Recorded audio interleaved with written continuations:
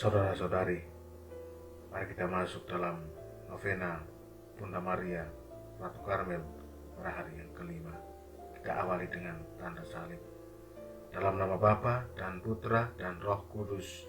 Amin. Tuhan bersamamu dan bersama rohmu. Marilah berdoa. Aku hadir di hadapanmu ya Tuhan.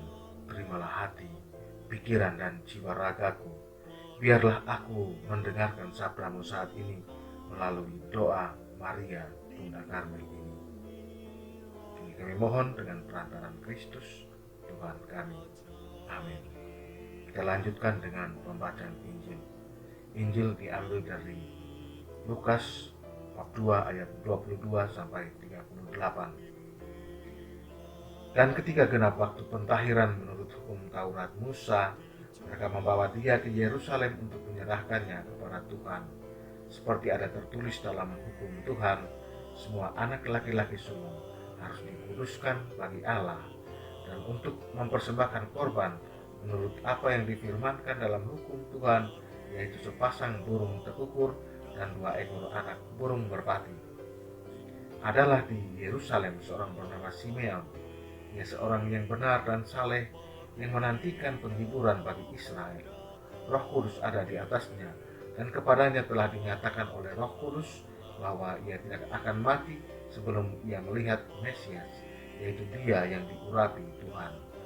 Ia datang ke bait Allah oleh Roh Kudus ketika Yesus anak itu dibawa masuk oleh orang tuanya untuk melakukan kepadanya apa yang ditentukan hukum Taurat. Ia menyambut anak itu dan menatangnya sambil memuji Allah. Katanya, "Sekarang Tuhan, biarkanlah hambamu ini pergi dalam damai sejahtera sesuai dengan firman-Mu, sebab mataku telah melihat keselamatan yang daripadamu, yang telah Engkau sediakan di hadapan segala bangsa, yaitu terang yang menjadi pernyataan bagi bangsa-bangsa lain dan menjadi kemuliaan bagi umat-Mu Israel." Dan bapa serta ibunya amat heran akan segala apa yang dikatakan tentang dia.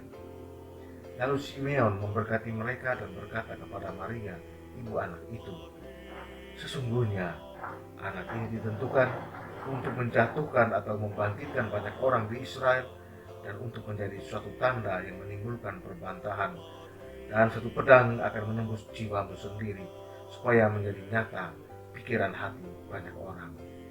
Lagi pula di situ ada Hana, seorang nabi perempuan anak Fanuel dari suku Asher. Ia sudah sangat lanjut umurnya. Sesudah kawin ia hidup 7 tahun lamanya bersama suaminya. Dan sekarang ia janda dan berumur 84 tahun. Ia tidak pernah meninggalkan bait Allah dan siang malam beribadah dengan berpuasa dan berdoa. Dan pada ketika itu juga datanglah ia ke situ dan mengucap syukur kepada Allah dan berbicara tentang anak itu kepada semua orang yang menantikan kelepasan untuk Yerusalem. Demikianlah sabda Tuhan. Terpujilah Kristus. Saudara-saudari yang terkasih dalam Tuhan Yesus Kristus, hari kelima novena kita, dan hari ini adalah hari Minggu tanggal 11 Juli 2021. Kita kembali lagi melihat novena kita Bunda Maria Ratu Karmel. Dan Karmel itu berasal dari bahasa Ibrani, yakni dari kata karem yang berarti tanam, taman, dan El yang berarti Allah. Jadi Karmel berarti taman Allah. Baik, mari kita perhatikan papan atau balok atau kayu di rumah kita. Kadangkala ada serbuk yang keluar dan jatuh. Jangan pikir itu hal biasa saja. Serbuk-serbuk itu menjadi tanda adanya hama yang berbahaya yang sedang mengerat kayu papan rumah kita. Pengerat yang perlahan tapi pasti merusak papan dan bangunan kita ini kita sebut rayap. Rayap itu bisa 1 ekor saja atau bisa banyak binatang kecil itu. binatang pengerat ini kecil tetapi sangat berbahaya. Saudara-saudari terkasih, Bapa Pembaharu kita, rekan rohani Santa Teresa Avila, yakni Santo Yohanes dari Salib, pernah menulis, melalui praktek satu kebijakan, semua kebajikan yang lain akan ikut bertumbuh dan berkembang. Melalui pembiaran satu sifat buruk, semua sifat buruk yang lain akan tumbuh dan muncul. Kami ulangi, melalui praktek satu kebajikan, semua kebajikan yang lain akan ikut bertumbuh dan berkembang. Melalui pembiaran terhadap satu sifat buruk, semua sifat buruk yang lain akan tumbuh dan muncul. Keburukan-keburukan kecil itu bisa pada wujudnya, sebut saja rasa malas, marah, benci, iri hati, dan lain sebagainya. Semua itu dapat merusak jiwa kita kalau kita biarkan bertumbuh dan berkembang dalam taman jiwa kita. Cukup kita biarkan saja rasa marah berkembang, dan keburukan yang lain akan ikut berkembang bersama kemarahan itu. Kalau kita marah, maka bisa saja keluar kata-kata kasar yang menyakitkan orang lain. Bisa juga muncul kekerasan fisik, bisa juga ada dendam kesumat, bisa juga ada rasa enggan atau malas mempraktikkan amal kasih terhadap orang yang kita jengkeli, dan lain-lain. Itu satu sifat buruk saja, yakni rasa marah sudah mengajak banyak keburukan lainnya. Namun jika satu saja kebajikan yang kita tanamkan, maka kebajikan-kebajikan yang lainnya akan muncul dan berkembang. Sebut saja kebajikan ketabahan yang dijalani Bunda Maria.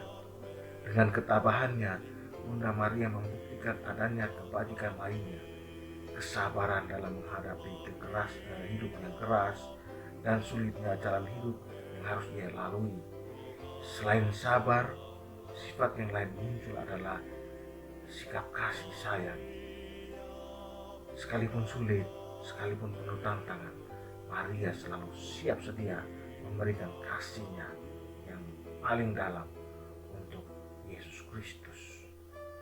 Juga kita lihat kesetiaan Maria, perempuan yang setia kepada suaminya Yosef. Dan Yosef juga kita melihat seorang pria yang mengasihi Maria dengan sangat tulus. Sikap ini mendatangkan, satu sikap saja mendatangkan kebajikan yang lainnya. Kebajikan yang menjadi tanda bahwa kita berjalan dalam panggilan Tuhan, dalam kasih dan rahmat Tuhan. Dalam Taman Karmel ini kita harus menjaga pohon-pohon kita dan tentunya kayu, balok, dan papan kita dari kerusakan-kerusakan akibat sifat-sifat buruk yang mungkin tidak kita sadari. Sifat-sifat itu harus ditanggalkan dan diganti dengan kebajikan-kebajikan dari dalam jiwa kita. Jika kita memperhatikan satu saja kebajikan, maka kebajikan lainnya akan muncul dan bertumbuh, dan kita dimampukan untuk memuliakan Allah dan mencintai sesama melalui kebajikan-kebajikan itu. Semoga saudara-saudari dilimpahi oleh rahmat dan damai serta berkat Tuhan Yesus dan doa Bunda Maria. Amin. Saudara-saudari yang terkasih, setelah merenungkan sabda Tuhan, mari kita lanjutkan dengan doa hening. Ya Allah, betapa tidak mudahnya menyelami arti penderitaan dan salib. Putramu sendiri mengalami salib dan penderitaan hingga wafat di Golgota. Melalui wujud hari ini, mohon rahmat, penghentian penyebaran virus COVID-19 di seluruh dunia dan khususnya di negara dan bangsa kami tercinta Indonesia, dan mohon pemulihan ekonomi bagi bangsa dan negara ini. Dan kiranya Engkau mengikhlaskan kami bila menanggung salib-salib hidup. sehingga kami dalam iman dan pengharapan boleh menjadi pegangan dan kekuatan sehari-hari. Demi Kristus, Tuhan dan pengantara kami, yang hidup bersama Dikau dan Roh Kudus, Allah sepanjang segala abad. Amin. Mari kita doakan 3 kali Salam Maria. Salam Maria, penuh rahmat, Tuhan sertamu. Terpujilah engkau di antara wanita, dan terpujilah buah tubuhmu, Yesus. Santa Maria, Bunda Allah, doakanlah kami yang berdosa ini, sekarang dan waktu kami mati. Amin. Salam Maria, penuh rahmat, Tuhan sertamu. Terpujilah engkau di antara wanita, dan terpujilah buah tubuhmu, Yesus. Santa Maria, Bunda Allah, doakanlah kami yang berdosa ini, sekarang dan waktu kami mati. Amin. Salam Maria, penuh rahmat, Tuhan sertamu. Terpujilah engkau di antara wanita, dan terpujilah buah tubuhmu, Yesus. Santa Maria, Bunda Allah, doakanlah kami yang berdosa ini, sekarang dan waktu kami mati. Amin. Kemuliaan kepada Bapa dan Putra dan Roh Kudus, seperti pada permulaan, sekarang, selalu, dan sepanjang segala abad. Amin. Maria, Bunda Karmel, lindungilah kami dari segala bahaya dan kekuatan jahat. Amin. Dalam nama Bapa dan Putra dan Roh Kudus. Amin.